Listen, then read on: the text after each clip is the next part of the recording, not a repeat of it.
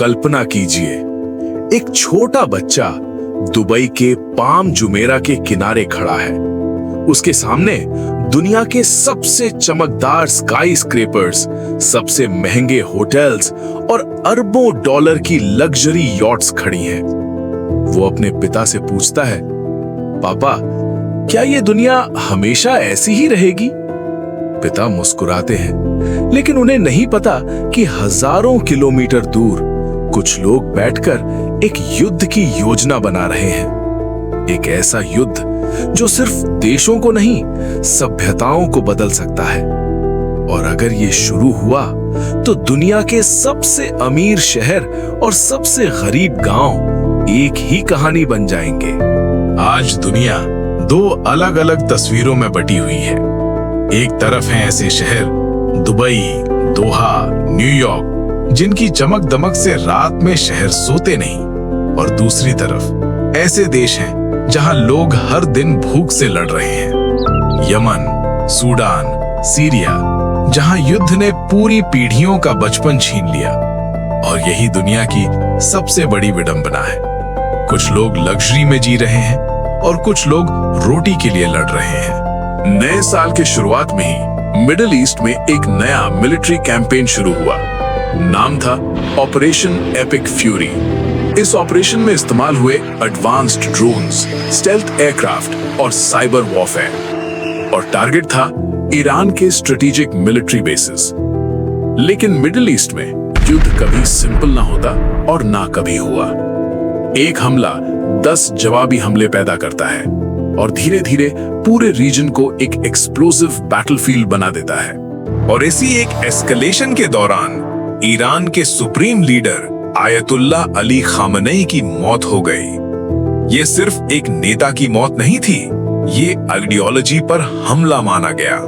और उसके बाद ईरान ने सरेंडर करने के बजाय रिवेंज की कसम खाई।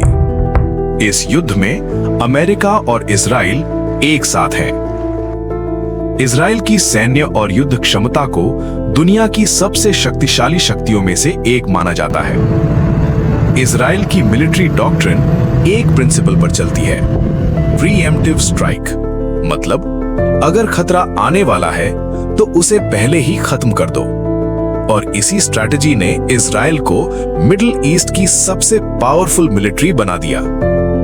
लेकिन हर स्ट्राइक मिडिल ईस्ट में एक नई रिटेलिएशन को जन्म देती है, और यही एस्केलेशन कभी-कभी ग्लोबल वॉर का ट्रिगर बन जाती है। वही दुनिया का सबसे बड़ा कॉन्ट्रास्ट मिडिल ईस्ट में दिखाई देता है। दुबई में 7 स्टार होटल्स, प्राइवेट आइलैंड्स, चमकती हुई आलीशान गोल्ड प्लेटेड गाड़ियां हैं। लेकिन ठीक उसी रीजन में कुछ देशों में लोग फूड एड पर जिंदा हैं। यमन में तो लाखों बच्चे मैल न्यूट्रिशन से जूझ रहे हैं।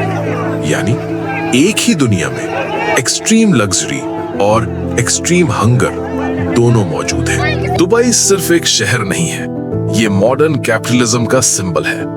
पाम जुमेरा जो स्पेस से दिखाई देता है, इंसान की इंजीनियरिंग का चमत्कार है। लेकिन मिलिट्री एक्सपर्ट्स कहते हैं, अगर मिडिल ईस्ट वॉर एस्केलेट हुआ तो ऐसे मेगा सिटीज मिसाइल टारगेट्स बन सकते हैं। कल्पना कीजिए, अगर पाम जुमेरा एक मिसाइल स्ट्राइक में डिस्ट्रॉय हो जाए तो सिर्फ बिल्डिंग्स नहीं गिरेंगी, दुनिया का फाइनेंशियल कॉन्फिडेंस भी गिर जाएगी। अगर कॉन्फ्लिक्ट न्यूक्लियर स्टेज तक पहुंच गया तो दुनिया देख सकती है ब्लैक रेन, जो कि ये एक रेडियो एक्टिव ऐश और वाटर ड्रॉपलेट्स की बारिश होती है जो न्यूक्लियर एक्सप्लोजन के बाद आसमान से गिरती है। 1945 में हिरोशिमा और नागासाकी में लोगों ने इसे देखा था। ये सिर्फ बारिश नहीं थी, ये मौत थी जो आसमान से गिर रही थी। वास्तविकता ये है कि वॉर सिर्फ बॉम्ब से नहीं लड़ता, वॉर इकोनॉमीज को भी डिस्ट्रॉय करता है। अगर मिडिल ईस्ट कॉन्फ्लिक्ट ग्लोबल बन गया तो ऑयल प्राइसेस एक्सप्लोड कर सकते हैं, ग्लोबल ट्रेड कोलैप्स हो सकता है और फाइनेंशियल मार्केट्स क्रैश हो सकते हैं। और इसका असर होगा एशिया से लेकर यूरोप तक। बात करते हैं इंडिया की, तो आज इंडिया दुनिया की फास्टेस्ट ग्रोइंग मेजर इकोनॉमी है। लेकिन इंडिया की एनर्जी सप्लाई का बड़ा हिस्सा मिडिल ईस्ट से आता है। अगर वहां वॉर बढ़ा तो ऑयल प्राइसेस बढ़ेंगे, इन्फ्लेशन बढ़ेगा और इकोनॉमिक ग्रोथ स्लो हो सकती है। इसीलिए इंडिया की फॉरेन पॉलिसी आज एक डेलिकेट बैलेंस पर चलती है, वेस्ट के साथ पार्टनरशिप और मिडिल ईस्ट के साथ डिप्लोमेसी। लेकिन इतिहास हमें एक उम्मीद भी देता है। साल था 1945, जब दुनिया ने देखा मानव इतिहास की सबसे विनाशकारी ताकत, जापान के हिरोशिमा और नागासाकी पर हुए परमाणु हमले। एक पल में हिरोशिमा और नागासाकी खामोश हो गए। लाखों जिंदगियां एक चमकती हुई आग में खत्म हो गईं। घर, शहर, सपने सब राख में बदल गए। पूरी दुनिया को लगा जापान शायद कभी संभल नहीं पाएगा। लेकिन इतिहास ने यहां एक अलग कहानी लिखी।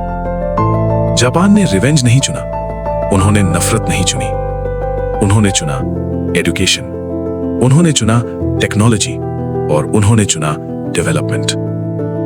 उन्होंने अपने देश को फिर से खड़ा किया, ईंट से ईंट जोड़कर, ज्ञान से, मेहनत से और डिसिप्लिन से। आज वही जापान टेक्नोलॉजी की दुनिया का पावर हाउस है। यह हमें एक बात सिखाता है कि असली ताकत रिवेंज में नहीं होती, असली ताकत होती है रीबिल्ड करने में।